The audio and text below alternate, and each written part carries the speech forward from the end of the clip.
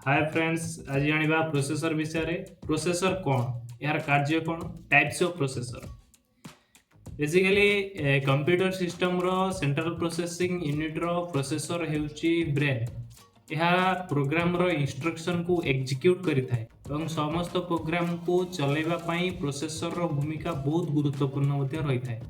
यार कार्य कौन, यार बहुत सारा कार्य रहिथाय। फॉर एग्जांपल डाटा प्रोसेसिंग करिथाय, data transfer, control unity, programming instruction execute करिथाय। एही परि भाबे बहुत सारा कार्य प्रोसेसर रहिथाय। Types of processor.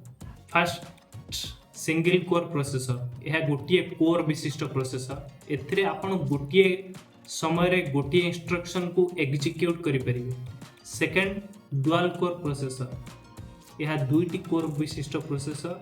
यह गोटे समय समान व्यवधान में दुईटी इंस्ट्रक्शन दुईटी कार्य को समान समय आपड़ एग्जीक्यूट करेंगे। थर्ड आपणकर क्वाड कोर प्रोसेसर।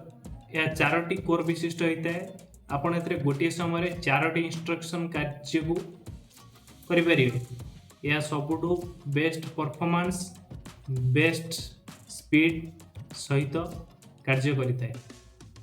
फोर्थ रे आपणकर आसला हेक्सा कोर प्रोसेसर। यह 6टी कोर विशिष्ट प्रोसेसर। एथिरे आपण हेवी टास्किंग करि परिबे।